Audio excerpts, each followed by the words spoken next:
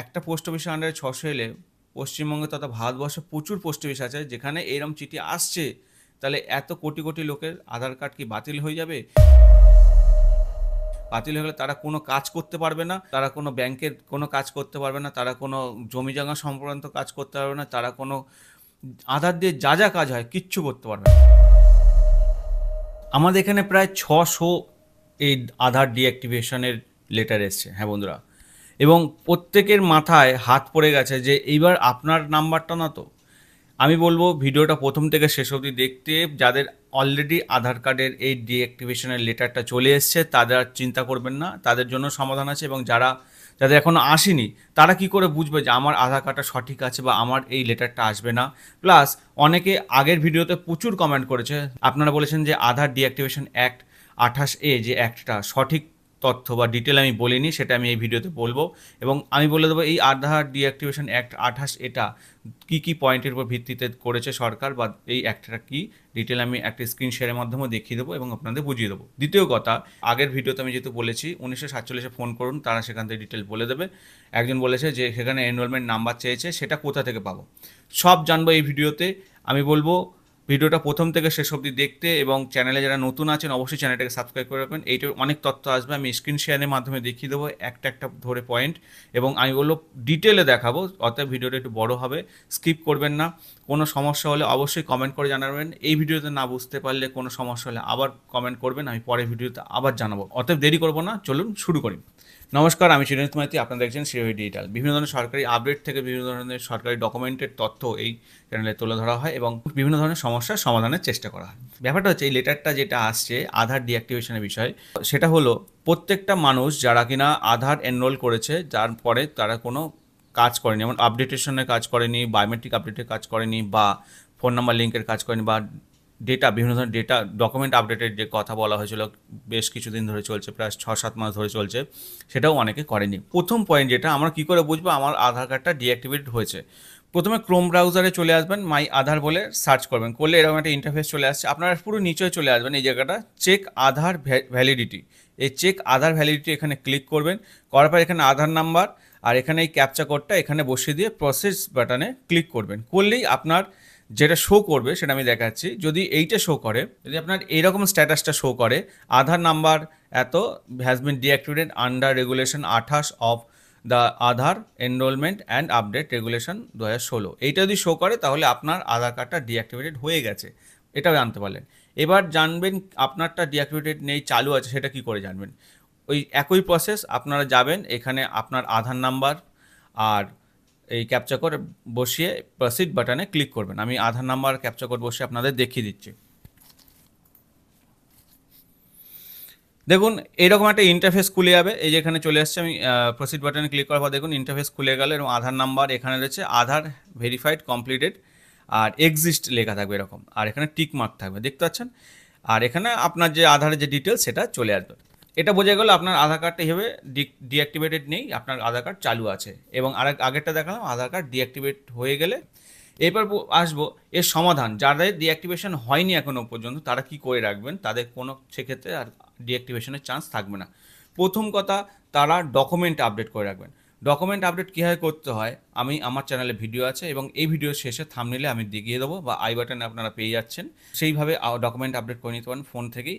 আর যারা বায়োমেট্রিক আপডেটের প্রয়োজন ছিল, 15 বছরের আগে আধার কার্ড করেছিলেন, তারা এখনও পর্যন্ত কোনো বায়োমেট্রিক আপডেট করেনি, তারা করে নেবেন। ফোন নাম্বার লিঙ্ক করে নেবেন, এবং ডকুমেন্ট আপডেট করলেই আপনার মোটামুটি এই সমস্যাটা সমাধান হয়ে।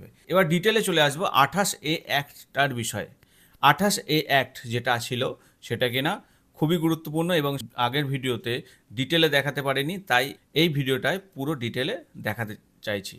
এবং অন স্ক্রিনে আপনারা দেখতে পাচ্ছেন, দেখুন এইবার নেটে সার্চ করবেন 28A অ্যাক্ট বলে, এরকম একটা ফাইল খুলে যাবে, সেটাকে ওপেন করবেন। 39 পেজের 39 পেজেসের একটা ফাইল, যেটা কিনা 15 নম্বর পেজে আসবেন, এসে দেখবেন এখানে এরকম রয়েছে 28A deactivation of certain Aadhaar number, এইটা দেখবেন। Without prejudice and anything contained in regulation 28 in respect of foreign national who is seeking enrollment or is an Aadhaar number holder, Aadhaar number may be deactivated. এবার বলছে যারা foreigner, বিদেশি যারা ভারতে এসেছিল, যারা ভারতে এসে এনরোল করেছিল, বা যারা অলরেডি আধার কার্ড হোল্ডিং করে রয়েছে, তাদের আধার কার্ড ডিঅ্যাক্টিভেটেড হয়ে যেতে পারে নিচের ওই দুটো পয়েন্ট দিয়ে, সেই পয়েন্টের ভিত্তিতে। কী কারণে ডিঅ্যাক্টিভেটেড হতে পারে? আপন expiry of period of validity of their visa for stay in India, মানে তাদের যে ভিসা নিয়ে এসেছিল ভারতে, তার এক্সপায়ারি ডেট একটা ছিল, সেই অনুযায়ী হতে পারে। দ্বিতীয়ত বলেছে, where the authority of satisfied that such foreign national does not fulfill the requirement for his entry into or stay in India under the passport entry into India, মানে পাসপোর্ট নিয়ে যে ভারতে যে ঢুকেছিল, তারপরে এনরোল করেছিল, সেই যে এন্ট্রি করেছিল, তারপরে যে যে কাজগুলো করার প্রয়োজন সেগুলো ফুলফিল করেনি। সেই কারণে, যেটা আমি আগের ভিডিওতেও বলেছিলাম, কিন্তু অনেকে বলতে চাইছে যে আমি একটা সঠিক বলিনি, কিন্তু একই কথা, হয়তো ওটা ঘুরিয়ে এটা পেঁচিয়ে। এবার পরের যে পয়েন্ট, সবচেয়ে গুরুত্বপূর্ণ পয়েন্ট, যে আপনারা এই যাদের ডিঅ্যাক্টিভেশন হয়ে গেছে বা ডিঅ্যাক্টিভেটেড হয়ে গেছে, যাদের লেটারটা আসছে, তারা কি করবে? তাদের যে চিঠিতেই বলা আছে যে রিজনাল অফিস, সেখানে রিজনাল অফিসে যোগাযোগ করতে হবে, এবং যোগাযোগের ঠিকানা, ওখানে ফোন নাম্বার ডিটেলস দেওয়া রয়েছে। এছাড়াও 1947 আপনারা কল করতে পারেন। সেখানে কি চাইছে? সেখানে এনরোলমেন্ট নাম্বার চাইছে, আপনার প্রথম এনরোলমেন্ট নাম্বার চাইছে। এবার বলবে অনেকেই যে সেই পুরনো সেই 16 সালে বা 14 সালে যাদের আধার কার্ড হয়েছে, তাদের এনরোলমেন্ট নাম্বার কোথা থেকে পাবো? এনরোলমেন্ট নাম্বার হারিয়ে ফেলেছেন, তারা কোথা থেকে পাবেন? খুব সহজেই জানতে পারেন। আপনার আধার কার্ডটা দেখুন, আপনার আধার কার্ডটা কমপ্লিট, মানে পুরো আধার কার্ড, শর্ট আধার কার্ড, যেটা যেটা যে অংশটা কাটিং করে আমরা রাখি সেইটা না, কিন্তু পুরো আধার কার্ডটা যদি থাকে, সেখানেই আপনার এনরোলমেন্ট নাম্বার পেয়ে যাবেন, ভার্চুয়াল আইডি পেয়ে যাবেন, সব পেয়ে যাবেন। আমার কম্পিউটার স্ক্রিনে আবার দেখাচ্ছি, দেখুন এইখানে প্রত্যেকের আধার কার্ডে দেখুন এই পোর্শনটা এনরোলমেন্ট নাম্বার আপনি পেয়ে যাবেন। এই পোর্শনটা দেখুন এনরোলমেন্ট নাম্বারটা থাকবে। সবসময় মাথায় রাখবেন, এই জায়গাটা সবার এনরোলমেন্ট নাম্বারটা থাকবে। হ্যাঁ, ডেট টাইম আপনি বলতে পারবেন না, কিন্তু এনরোলমেন্ট নাম্বারটা চাইছেন, এনরোলমেন্ট নাম্বার বলতে পারবেন। সেখানে আপনার এরিয়া, পিনকোড, ডিটেলস সব চাইবে, সেইগুলো আপনি বলে দেবেন। বলে দেওয়ার পরেই সেই অনুযায়ী আপনার যে আধারের যে প্রতিনিধি আছেন বা কাস্টমার কেয়ার এক্সিকিউটিভ যিনি আছেন, তিনি তার পরের প্রসেসে বলে দেবেন। এক্ষেত্রে আপনাদের ঘাবড়ানোর কোনো বিষয় নেই, এবং আগামী দিন সরকারের তরফ থেকে বা এই আধার অথরিটির তরফ থেকে একটা নতুন আপডেট আসতে চলেছে, যেটা কিনা এই প্রসেস যারা ম্যাক্সিমাম লোকের আছে, 600 একটা পোস্ট অফিসের আন্ডারে 600 এলে পশ্চিমবঙ্গে তথা ভারতবর্ষে প্রচুর পোস্ট অফিস আছে যেখানে এরম চিঠি আসছে। তাহলে এত কোটি কোটি লোকের আধার কার্ড কি বাতিল হয়ে যাবে?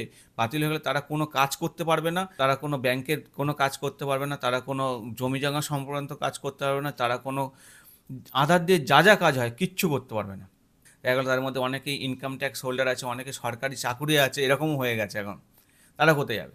তো সরকার তার জন্য একটা প্রসেস আনতে চলেছে, আগামী দিন খুব তাড়াতাড়ি আসবে। সেটা এলে আমি পরের ভিডিওতে আপডেট দিয়ে দেবো। অতএব বলেও চ্যানেলটাকে সাবস্ক্রাইব করে রাখুন, এবং যদি ভালো লাগে এই সাজেশন বা এই প্রসেসগুলো কীভাবে চেক করতে হয়, কী কী করতে হবে, সেগুলো যদি ফলো করেন, যারা আছেন, যাদের অলরেডি অ্যাক্টিভেট আছে, তাদের কোনো চিন্তার কোনো কারণ নেই। এবং যাদের বললাম যে এই সামান্য চিঠিতেই তার সমাধান আছে, বারবার করে বলছি, চিঠিতেই তার সমাধান আছে। আশা করি আপনাদের ভিডিওটা ভালো লাগে, ভিডিওটা কাজে লাগে। ভিডিওটা ভালো লাগলে অবশ্যই ভিডিওটাকে লাইক করুন, চ্যানেলটাকে সাবস্ক্রাইব করুন। এই অনেক ভিডিও আসবে যেটা কিনা আপনাদের দৈনন্দিন জীবনে ডকুমেন্ট রিলেটেড শুরু করে, সরকারি যোজনা রিলেটেড শুরু করে, বিভিন্ন সরকারি চাকরির আপডেট থেকে শুরু করে বিভিন্ন ধরনের সরকারি আপডেট এই চ্যানেলে দেওয়া হয়। অতএব বলবো চ্যানেলটাকে সাবস্ক্রাইব করে রাখুন। সবাই সঙ্গে থাকবেন, ভালো থাকবেন, সুস্থ থাকবেন। টাটা।